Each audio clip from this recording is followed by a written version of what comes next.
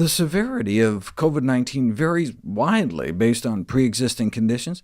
Those with high blood pressure at twice the odds of suffering a severe course, and those with cardiovascular disease 3 times the odds. What's more, those with either condition are about 4 times more likely to end up in the ICU. Those with COPD, chronic obstructive pulmonary diseases like emphysema, appear to be at the highest risk, with 6 times the odds of a severe course for COVID-19, and nearly 18 times the odds of admission to an intensive care unit.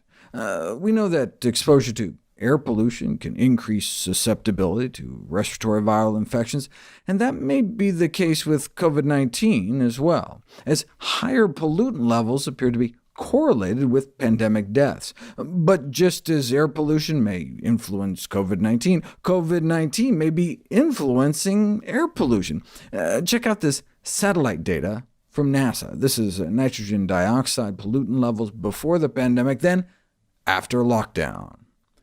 Here's what Ground Zero, Wuhan province, looked like at around the same time last year, and then post-pandemic.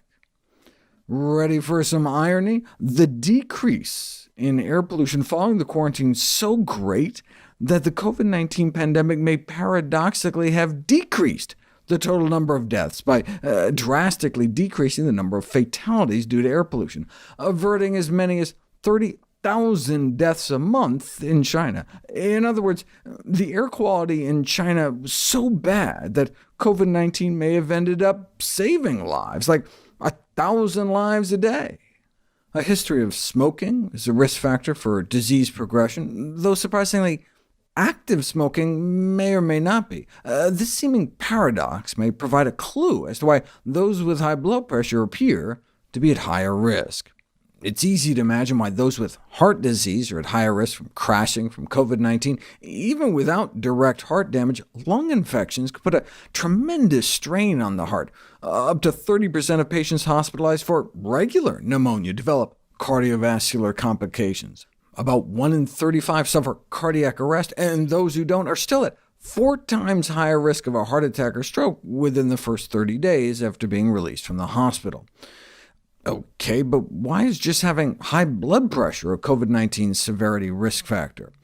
Under certain circumstances, those hospitalized for regular pneumonia with hypertension may do even better.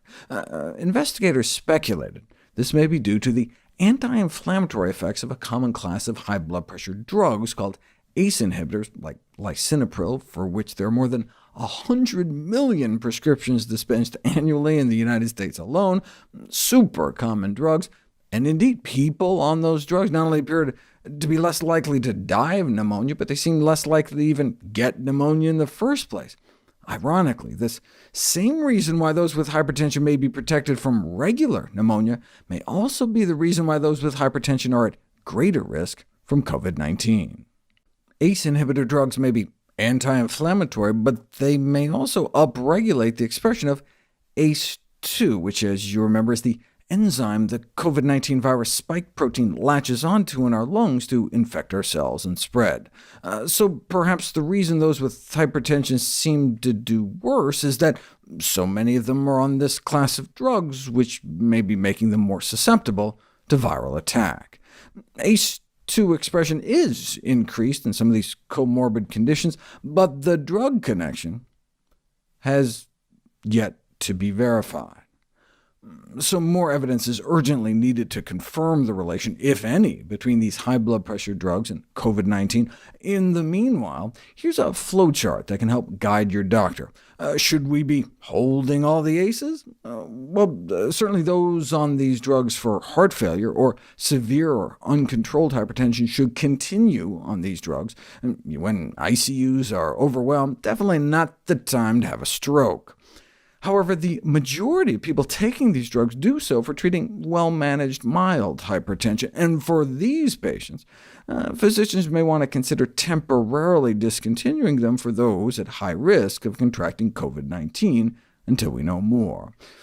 As always, you should never just change or stop taking medications on your own without guidance from your prescribing practitioner. Those of you who follow me on social media know that early on I recommended that people consider not taking ibuprofen unnecessarily, as it's a another drug thought to boost ACE2 expression. While the concern again remains theoretical, no drug is completely benign. NSAID drugs like ibuprofen cause intestinal lining damage in as many as 80% of users, for example. So no drug should be taken unnecessarily. Furthermore, NSAID use, ibuprofen use, is strongly advised against in lower respiratory tract infections, as it's been associated with higher complication rates in both children and adults with pneumonia. In fact, fever may actually be beneficial in COVID-19 and probably shouldn't be routinely treated by any means. If you have a fever, cool compresses to the face can make you feel better without dousing your internal high temperature, which may be helping fight off the infection. Having said all that, those prescribed low-dose aspirin for cardiovascular disease should continue to take it. To bring this full circle, the ACE2 connection may also offer some insight into the inconsistent findings between current and past smokers. Nicotine may downregulate ACE2, so while it's always a good idea to quit smoking, this may explain why active smokers may or may not necessarily be at significantly higher risk of COVID-19 progression. Reversing your type 2 diabetes may help, as those with diabetes may suffer a more severe course. The same was true for past deadly coronavirus outbreaks, SARS, and MERS, the Middle East respiratory syndrome. In this regard, the virus has relentlessly highlighted our global Achilles heel of metabolic dysfunction, but also points to a prime opportunity to fight back. That fight, however, is not going to be won only with Clorox, Purell, masks, or anti-inflammatory drugs. The fight will only be won through a serious commitment to improving everyone's foundational metabolic health, starting with the lowest-hanging evidence-based fruit dietary and lifestyle interventions. In other words, consuming fresh, fiber-rich whole foods could serve to mitigate some of the overwhelming pro-inflammatory immune response that appears to be compounded in patients with COVID-19 who have diabetes and obesity, and must be a central focus included in any clinical recommendations made to patients or healthcare systems during this pandemic. Excess body fat alone seems to be a risk factor independent of diabetes. Those with severe obesity, weighing more than 215 pounds at the average American's height of 5'6", have 7 times the odds of ending up on a ventilator. But even just being overweight puts you at risk. Those with a body mass index of 28 or more, about 175 pounds at the average height, appear to be at nearly 6 times the odds of suffering a severe COVID-19 course. So BMI of 28 or more puts you at more than 5 times the risk, and the average BMI in the United States is over 29. So we're not talking about obese, just being overweight. Skinnier, in fact, than the average American may put you at significantly higher risk.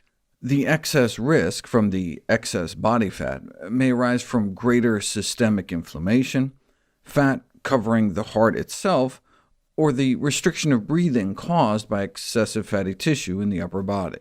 Even without taking weight into account, though, sadly, most American adults over the age of 50 suffer from a comorbidity that may put them at risk, such as heart disease, lung disease, diabetes, high blood pressure, or cancer.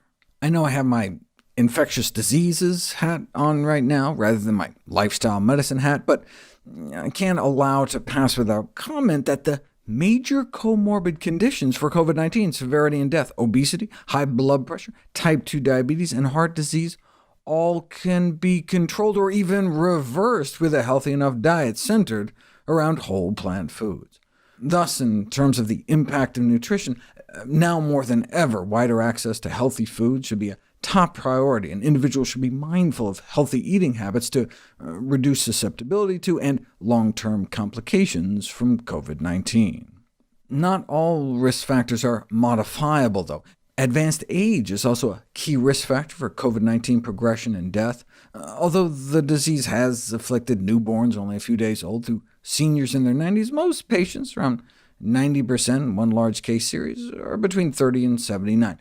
The severity of disease, however, disproportionately affects older individuals. In China, the average age of those requiring intensive care was 62, compared to the non-ICU cases, which had an average age of 46. In the United States, even those 65 and older without underlying conditions or other risk factors appear to be hospitalized or end up in the ICU at approximately 3 times the rate of those 19 through 64.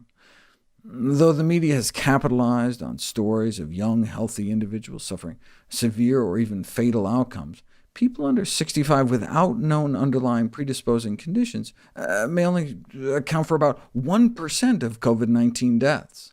South Korea has some of the best data because they did such widespread testing. As you can see, of confirmed cases, only about 1 in 1,000 died in their 30s and 40s. So if you're healthy in your 30s and 40s, only about 1 in 1,000 chance of dying. But for those in their 50s, that rises to closer to 1 in 200. Those in their 60s, about 1 in 50 die. Those in their 70s, it's closer to 1 in 14, and in their 80s, nearly 1 in 5 lost their lives to COVID-19.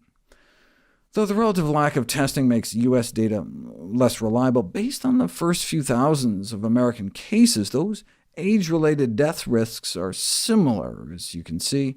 Note, those are percentages. Lots more younger people are getting infected, so if you look at the absolute numbers, you can see a big chunk of people are getting hospitalized and sent to the ICU in their 20s, 30s, 40s, and 50s. Lots of younger and middle-aged folks are suffering significant illness. But the vulnerability of our seniors to the pandemic was exemplified by ground zero of the first major U.S. outbreak, a nursing home in Washington state. Of the home's 130 or so residents, 101 became infected, and a third lost their lives.